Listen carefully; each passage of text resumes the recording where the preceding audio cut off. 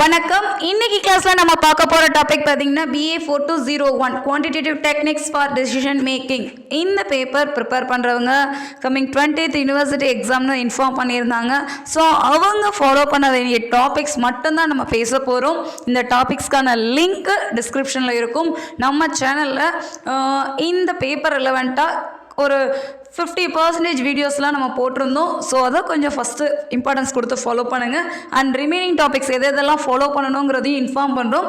உங்கள் கையில் மெட்டீரியல்ஸோ இல்லை டெக்ஸ்ட் புக்கோ இல்லை வித்தின் 2 days நம்ம சேனலில் போஸ்ட் பண்ணுற யூனிவர்சிட்டி கொஸ்டின்ஸ் ஆன்சர்ஸோ இல்லை ரிமைனிங் டாபிக்ஸோ கொஞ்சம் ஃபாலோ பண்ணுங்கள். உங்களுக்கு கண்டிப்பாக இந்த யூனிவர்சிட்டி எக்ஸாமுக்கு யூஸ்ஃபுல்லாக இருக்கலாம். இப்போ டாபிக் பார்க்கலாம். BA 4201 quantitative techniques for decision making. இந்த டாபிக் பார்த்தீங்கன்னா 5 யூனிட்ஸ் தான். Unit 1, unit 2, 3, 4, 5. ஸோ இந்த 5 யூனிட்ஸ் பார்த்தீங்கன்னா நமக்கு ப்ராப்ளம் பேப்பர் தான். ஸோ ரொம்ப சிம்பிளாக இருக்கும். ஃபர்ஸ்ட் ஆஃப் ஆல் இந்த டாப்பிக்கு, இந்த சிலபஸு, கண்டென்ட்டு எல்லாமே பார்த்தீங்கன்னா 2 தடவை இல்லை 3 தடவை நீங்கள் ரிவைஸ் பண்ணாலே யாராக இருந்தாலும் ஓரளவு புரிஞ்சிக்க முடியும் அண்ட் பேப்பரில் எழுத முடியும். இதுக்கு மெயின் ஃபோக்கஸ் நம்ம கான்செப்டோட அல்காரிதமோ இல்லை என்ன ரூல்ஸ் அண்ட் ரெகுலேஷன்ஸ் சொல்கிறாங்களோ அதை மட்டும் தெரிஞ்சுக்கிட்டால் போதும். எந்த ப்ராப்ளம் கொடுத்தாலும் ஒர்க் அவுட் பண்ண முடியும். இப்போ யூனிட் 1 பார்த்தீங்கன்னா லீனியர் ப்ரோக்ராமிங் கொடுத்துருக்காங்க. ஸோ இந்த லீனியர் ப்ரோக்ராமிங்கில் first topic formulation of LPP, that is formulation of linear ப்ரோக்ராமிங்கை நம்ம கோட் பண்ணணும். நமக்கு ஒரு பெரிய அப்ளிகேஷன் ஃபார்மேட்டாக கொடுத்தாங்கன்னா அது எப்படி ஃபார்மேட் பண்ணுறது, மேத்தமெட்டிக்கல் நோட்டேஷனில் எப்படி எழுதுறது, அதுக்கான ப்ரொசீஜர்ஸ் என்னங்கிறது தான் நம்ம ஃபஸ்ட்டு டாப்பிக்காக நம்ம ஃபாலோ பண்ணணும். செகண்டு ஈக்குவேஷன்ஸ் ஃபார்ம் பண்ணியாச்சு. அது இன்இக்வாலிட்டிஸாக இருந்தாலும் பரவாயில்ல, அது கிராஃபிக்கல் மெத்தடில் எப்படி சொல்யூஷன்ஸ் பார்க்குறது அப்படிங்கிறது. தேர்டு சிம்ப்ளெக்ஸ் மெத்தடில் எப்படி ஒர்க் அவுட் பண்ணுறது, அதே ஈக்குவேஷன்ஸை சிம்ப்ளெக்ஸ் மெத்தட்லையும் ஒர்க் அவுட் பண்ணலாம். ஃபோர்த்து 2 phase மெத்தடில் எப்படி ஒர்க் அவுட் பண்ணுறது. ஸோ கிட்டத்தட்ட 3 மெத்தட் தான் கொடுத்துருக்காங்க. How to find out the values x1, x2, x3. இந்த மெத்தடுக்காக தான் second type, third type, fourth டைப்பாக graphical method, simplex method, 2 phase method நம்ம யூஸ் பண்ண போகிறோம். ஸோ ஃபஸ்ட்டு ஈக்குவேஷன்ஸ் ஃபார்ம் பண்ணுறது. இவ்வளோ தான் யூனிட் 1ல் மெயின் கான்செப்டாக இருக்கிறது. இன்னும் நிறைய கான்செப்ட்ஸ் இருக்குது. இருந்தாலும் நம்ம யூனிவர்சிட்டி எக்ஸாம் ப்ரிப்பேர் பண்ணும்போது இந்த கான்செப்ட்க்கு கொஞ்சம் இம்பார்ட்டன்ஸ் கொடுத்தா நல்லாயிருக்கும். அடுத்து யூனிட் 2 பார்த்தீங்கன்னா அந்த LPPயோட எக்ஸ்டென்ஷன் இருக்கும் அண்ட் டிரான்ஸ்போர்ட்டேஷன்ஸ் ப்ராப்ளம் ஸ்டார்ட் பண்ணுவாங்க. ஸோ டிரான்ஸ்போர்ட்டேஷன்ஸ் ப்ராப்ளத்துலேயே 2 கேட்டகரியாக ப்ராப்ளம்ஸ் ஒர்க் அவுட் பண்ணுற மாதிரி இருக்கும். Balanced problem, unbalanced problem. So balance டைப்பில் பார்த்தீங்கன்னா உங்களுக்கு row total, column total both are all ஈக்குவலாக இருக்கும். ஸோ டேரெக்டாக நம்ம டேட்டா எடுத்து ஒர்க் பண்ண முடியும். அன்பேலன்ஸ்டாக இருந்ததுன்னா கண்டிப்பாக ஈக்குவலாக இருக்காது. ஸோ ஃபஸ்ட்டு நம்ம பேலன்ஸ்டு மெத்தடில் கன்வெர்ட் பண்ணணும். அதுக்கான வேரியபிள்ஸ்லாம் நம்ம ஆட் பண்ணிட்டு தான் திருப்பி நம்ம ப்ராப்ளம் ஸ்டார்ட் பண்ணுற மாதிரி இருக்கும். சேம் அல்காரிதம் தான், பட் ப்ராப்ளம் பேலன்ஸ்டாக அன்பேலன்ஸ்டாக செக் பண்ணிட்டு தான் நம்ம ஒர்க் அவுட் பண்ணுற மாதிரி இருக்கும். ஸோ அப்படின்னா எப்படி ஒர்க் அவுட் பண்ணுறது, எந்தெந்த ப்ராப்ளம்னா பேலன்ஸ் கேட்டகரியில் இருக்குது, எப்படி இருந்தால் செக் பண்ணலாம் அப்படிங்கிறதுக்கான ப்ராப்ளம்ஸ் 1 or 2 பார்த்துக்கோங்க. அடுத்து MODI, மோடி மெத்தட்னு சொல்லுவாங்க. இந்த மெத்தடுக்கு நம்ம 5 டைப்பில் இனிஷியல் பேசிக் ஃபீஸிபிள் சொல்யூஷன்ஸ் பார்க்குற மாதிரி இருக்கும். ஸோ பார்த்தீங்கன்னா நார்த் வெஸ்ட் கார்னர் ரூல் சொல்லுவாங்க, row minima method, column minima method, least cost method, Vogel's approximation method.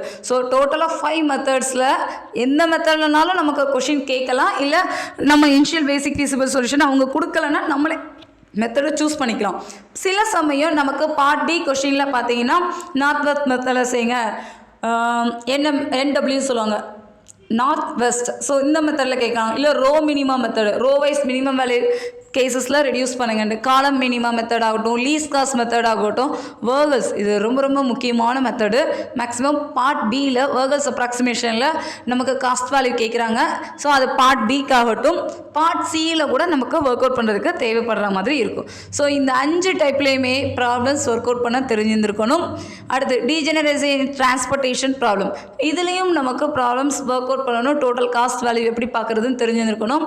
And last one assignment problem அல்ல ஹங்கேரியன் மெத்தட். 2 மெத்தடில் கேட்கலாம். ஸோ அசைன்மெண்ட் ப்ராப்ளத்தோட எக்ஸ்டென்ஷனாக தான் ஹங்கேரியன் இருக்கும்.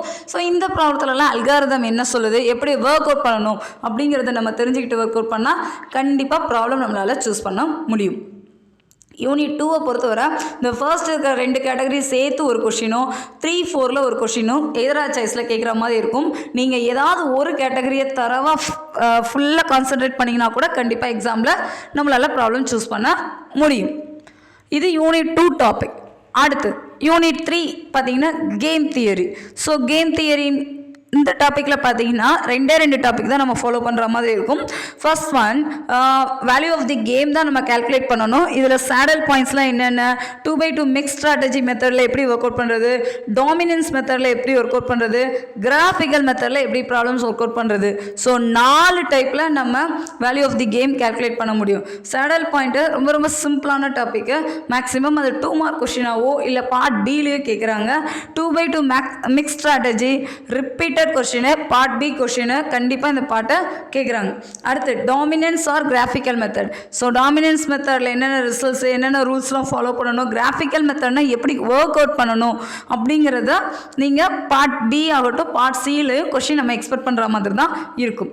இந்த ஒவ்வொரு டைப்புக்கும் நீங்கள் 2 ப்ராப்ளம் இல்லை 3 ப்ராப்ளம் ஃபுல்லாக பார்த்துட்டு ஒரே ஒரு தடவை ஒரே ஒரு ப்ராப்ளத்தை எழுதி பாருங்கள். பார்த்தீங்கன்னா உங்களுக்கு அந்த ஐடியா ஈஸியாக கிடச்சிடும். ரிமைனிங் எந்த ப்ராப்ளம் கேட்டாலும் உங்களால் ஒர்க் அவுட் பண்ண முடியும். அடுத்து பார்த்தீங்கன்னா லீனியர் ப்ரோக்ராமிங் மெத்தடில் ஒர்க் அவுட் பண்ண சொல்லுவாங்க. ஸோ இதுவும் பார்த்தீங்கன்னா சிம்ப்ளெக்ஸ் மெத்தடில் கூட சில சமயம் ஒர்க் அவுட் பண்ணுறதுக்கு ப்ராப்ளம்ஸ் கேட்குறாங்க. ஸோ யூனிட் 1 நம்ம ப்ரிப்பேர் நல்லா பண்ணியிருந்தோம்னா யூனிட் 3ல இந்த டைப்பில் கொஷின்ஸ் ஈஸியாக அட்டன் பண்ண முடியும். இல்லை எனக்கு லீனியர் ப்ரோக்ராமிங் வேண்டாம் அப்படி சொன்னால் இந்த டைப்பில் எந்த கொஷின் கேட்டாலும் உங்களுக்கு ஒர்க் அவுட் பண்ணுறதுக்கு ப்ரிப்பேர்டாக இருங்க. ரொம்ப சிம்பிளான டாபிக் தான் கேம் தியரி.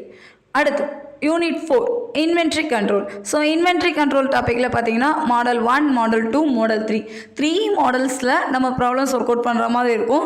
ஸோ இந்த மாடல்லலாம் கொஷின்ஸ் எப்படி கேட்பாங்க, அது என்னென்ன டைப்பில் இருக்குது அதுதான் ரொம்ப முக்கியம். டைப் 1 ஷார்ட்டேஜ் வைஸ் இருக்கா, இல்லை நோ ஷார்ட்டேஜில் கொடுத்துருக்காங்களா, காஸ்ட் எப்படி கொடுத்துருக்காங்க, எந்த யூனிட்டில் கொடுத்துருக்காங்க, இது எல்லாமே ரொம்ப ரொம்ப முக்கியம். அடுத்து EOQ problems in 2 price fix. EOQ மாடலில் கொஷின்ஸ் கேட்குறாங்க அப்படின்னா எப்படி ஒர்க் அவுட் பண்ணுறது. Last replacement problem, individual and group replacement. So இண்டிவிஜுவலாக எப்படி ரீப்ளேஸ்மெண்ட் ப்ராப்ளத்தில் சொல்யூஷன் கன்வெர்ட் பண்ணுறது, குரூப் இண்டிவிஜுவல் மெத்தடில் எப்படி ஒர்க் அவுட் பண்ணுறது அப்படிங்கிறத 3rd டைப்பில் நம்ம ஒர்க் அவுட் பண்ணுற மாதிரி இருக்கும். அடுத்து unit 4 queuing theory. So queuing theory ரொம்ப ரொம்ப ரொம்ப முக்கியமான டாப்பிக்கு. கியூயிங் தியரினா என்ன, இதில் டெஃபினிஷன்ஸ்லாம் என்னென்னங்கிறத நம்ம கண்டிப்பாக ஃபாலோ பண்ணியிருந்துருக்கணும்.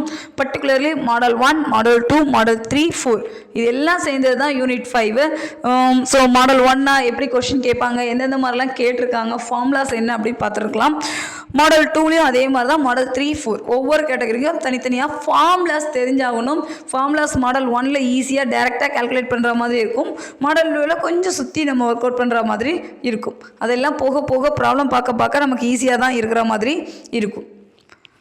இவ்வளோ தான் BA 4201 பேப்பரை பொறுத்தவரை கிட்டத்தட்ட 4, 8, 10, 13, 15 டாப்பிக்கு. 15 டாப்பிக்கை ஒரு நாளைக்கு 3 ஃபாலோ பண்ணால் கூட அழகாக நம்மளால் ஃபோக்கஸ் பண்ண முடியும். ஏன்னா ரொம்ப சிம்பிளாக தான் இருக்கும். கண்டென்ட்டை நீங்கள் எழுதி பார்த்தீங்கன்னா உங்களுக்கு ஈஸியாக ஃபீல் ஆகும். அப்படி இல்லை வீடியோ தான் பார்க்குறேன், என்கிட்ட நோட்ஸ் இருக்குது, நோட்ஸ் அவைலபிளாக ஹேண்ட் ரிட்டன் நோட்ஸோ இல்லை டெக்ஸ்ட் புக்கோ இருக்குன்னா புக் ஃபுல்லாக ஒரு தடவை ரீட் பண்ணுங்கள், உங்களுக்கு கண்டிப்பாக ஐடியா கிடைக்கும். ஏதாவது டவுட் இருந்ததுன்னா kanidapazhai@gmail.com மெயில் ஐடிக்கு அனுப்புங்க. சப்ஸ்கிரைப் பண்ணுங்கள், உங்கள் ஃப்ரெண்ட்ஸ் எல்லாருக்கும் ஷேர் பண்ணுங்கள். தேங்க்யூ.